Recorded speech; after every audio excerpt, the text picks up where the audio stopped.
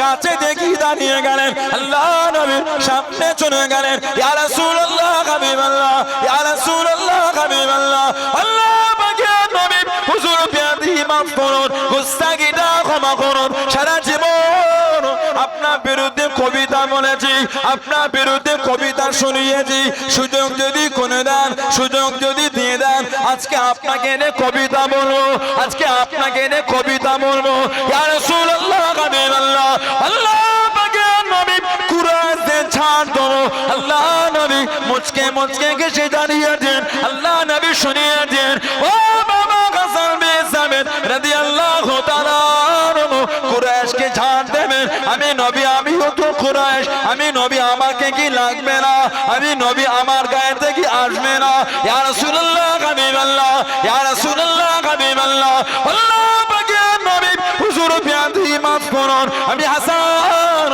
আমল ভাবে কবিতা বলবো, আটার মধ্যে চুল পড়ে গেলে চুলটাকে টেনে টেনে তুললে চুলের সাথে আটা ওঠে না, আমি হাসান কুরাইশদের এমন ভাবে জানবো আপনাকে লাগতে দেবো না, আমি হাসান আপনাকে তাদের মধ্য থেকে বার করে দেবো, জনে বলুন সুবহান, আর একটু জনে বলুন সুবহান। ও যুবকে কে হযরত হাসান বিন সাবিত আল্লাহ নবীর মহব্বতে কবিতা জানিয়ে দিন, ইন্না আবি ওয়া ওয়ালিদাহু ফাইরদি, ইন্না আবি ওয়া ওয়ালিদাহু ফাইরদি, হযরত হাসান বিন সাবিত জানিয়ে দিন, ও রাসূলুল্লাহ সাহাবারা, আমি হাসান নিশ্চয় আমার আব্বা এবং তানার আব্বা, আমি হাসানের সম্মান লিইরতি মুহাম্মাদে মিন কবুল বিগাও, আল্লাহ নবীর সম্মান রক্ষার জন্য ঢাল স্বরূপ জনে বলুন সুবহান, আর একটু জোরে বলুন সুবহান। কবিতা লিখেছেন ইন্না আবি ওয়া ওয়ালিদাহু ফাইরদি, নিশ্চয় আমার বাপ, তার বাপ এবং আমার সম্মান লিইরতি মুহাম্মাদিন মিন কবুল বিকাউ, সাহাবাদের বলে তোমাদের মধ্য হতে নবী পাক সাল্লাল্লাহু আলাইহি ওয়াসাল্লাম রক্ষার ক্ষেত্রে ঢাল স্বরূপ, জোরে বলো, জোরে বলা যাবে না সুবহানাল্লাহ। নবী পাকের কবি সাহাবী হযরত কাব বিন মালিক রাদিয়াল্লাহু তাআলা, হযরত কাব বিন যুআইর রাদিয়াল্লাহু তাআলা, অষ্টম হিজরিতে ফতে মক্কা, মক্কা বিজয়, 10,000 সাহাবাদের নবী নিয়ে গেছে মক্কা বিজয়।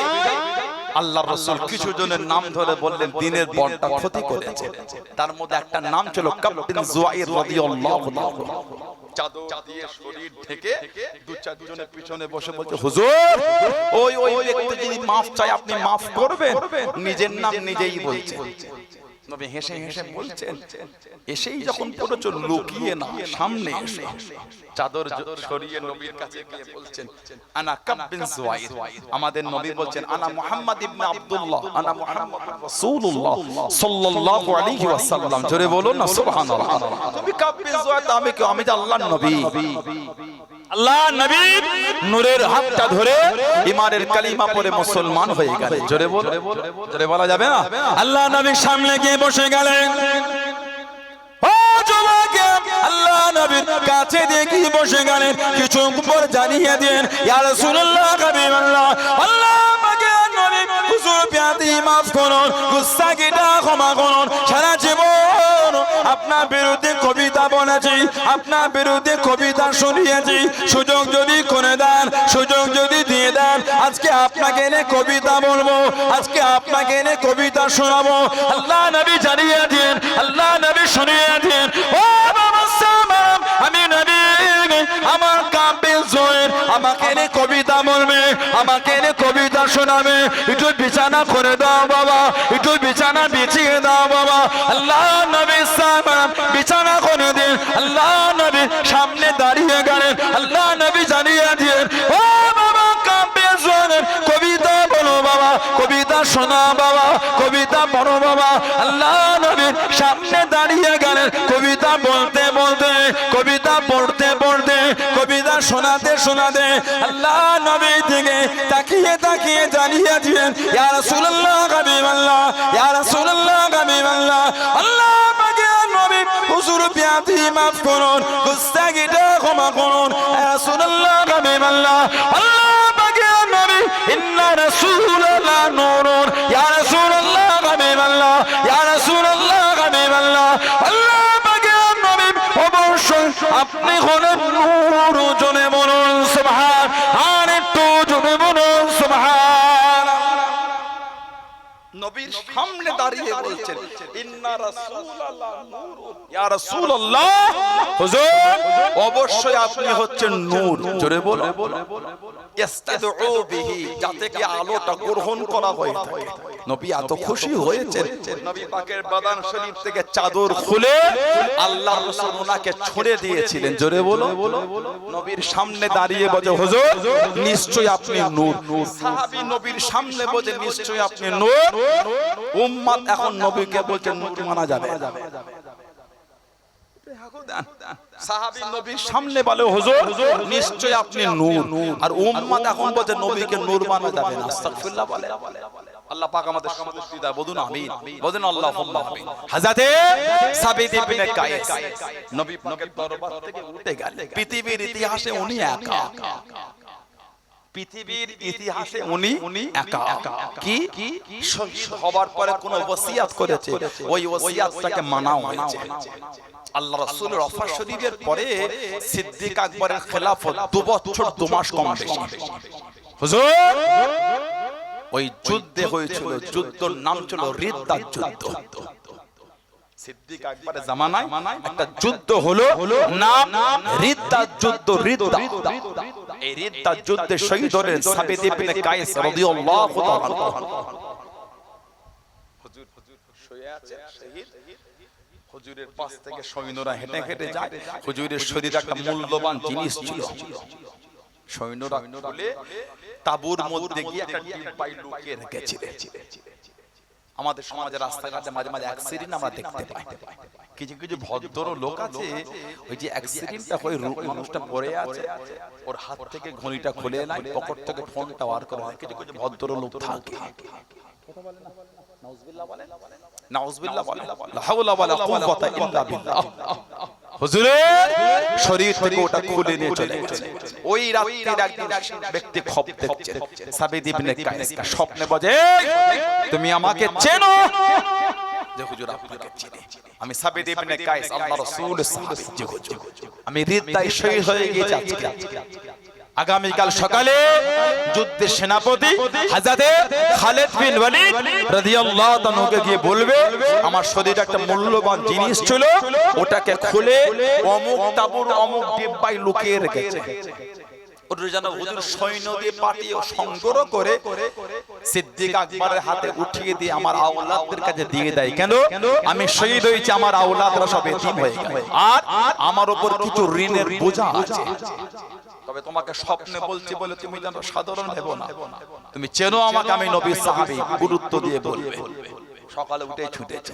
খালিদ বিন ওয়ালিদ হুজুরকে বললেন সৈন্য পাঠিয়ে ওই তাঁবুর ওই ডিব্বা থেকে ওটা সংগ্রহ করে সিদ্দিক আকবরের হাতে তুলে সমস্ত ঘটনা বললেন। পৃথিবীর ইতিহাসে উনি একা শহীদ হওয়ার পরে কোন ওসিয়াত করেছে, ওনার ওসিয়াতটাকে মানাও হয়েছে। জোরে বলো। নবী দরবার থেকে উঠে গেলেন কখন? কোরআন শরীফ সূরা হুজুরাত 2 নম্বর আয়াত। কোরআন শরীফ সূরা হুজুরাত, ইয়া আইয়ুহাল্লাযীনা আমানু লা তারফাউ আসওয়াতাকুম ফাওকা সাওতিন নবী ওয়ালা তাজহারু লাহু বিল কওলি কাজহরি বা'দিকুম লিবা'দিন আন তাহবাতা আমালুকুম ওয়া আনতুম লা তাশউরুন। আল্লাহর হাজিরা জানেন এই আয়াতটা নবী পাকের রওজা শরীফের গায়ে লেখা আছে। আল্লাহর রাসূলের রওজা শরীফের কাছে যদি আজও কেউ গিয়ে বিয়াদবি নিয়েছে, আজও যদি জোরে কথা বলে তার জীবনের আমল ধ্বংস হয়ে যাবে। এই আয়াত চলে গেল কেন? সাবিত ইবনে কায়েস একটু জোরে জোরে কথা বলতেন। বেশ কয়েকদিন হয়ে গেল আর নবী দরবারে আসছে, নবী পাকের দরবার আসে না। আল্লাহ নবী সাহাবাদের ওয়াজ করেন, ও জমাকে আল্লাহ নবী জিজ্ঞাসা করলেন, আল্লাহ নবী জানতে চাইলেন, ও বাবা সাহাবা আমি নবী আমার সাবিত ইবনে কায়েস আমার দরবারে কেন আসে না, আমার দরবারে কেন বসে না, তোমরা কি তার সংবাদ কারা কেউ দিতে পারবে? আল্লাহ নবী আনসারী সাহাবী দাঁড়িয়ে গেলেন, ইয়া রাসূলুল্লাহ হাবিবাল্লাহ, ইয়া রাসূলুল্লাহ হাবিবাল্লাহ, আল্লাহ পাকের নবী হুজুর আমি যাব হুজুর। হযরত সাবিত ইবনে কায়েস রাদিয়াল্লাহু তাআলা আনহু বাড়িতে চলে গেলেন, সালাম খানা জানিয়ে দিয়ে চোখ বরাবর হুজুর আমার দাঁড়িয়ে গেলেন। ও রাসূলুল্লাহ সাহাবী, আল্লাহ নবী আপনাকে খোঁজ করেছে, আল্লাহ নবী আপনাকে ইয়াদ করেছে, আপনি কেন নবী পাকের দরবারে যান না, আপনি কেন নবী পাকের সামনে যান না? আল্লাহ নবী আপনাকে ডেকে নেন। হযরত সাবিত ইবনে কায়েস রাদিয়াল্লাহু তাআলা আনহু চোখ ভরা পানিতে কেঁদে কেঁদে জানিয়ে দিলেন, ও রাসূলুল্লাহ সাহাবী, আমি আর নবী দরবারে যাব না, আমি আর নবীর কাছে যাব না। আল্লাহ নবীকে কি জানিয়ে দেন, আমি আর নবী পাকের কাছে যাব না।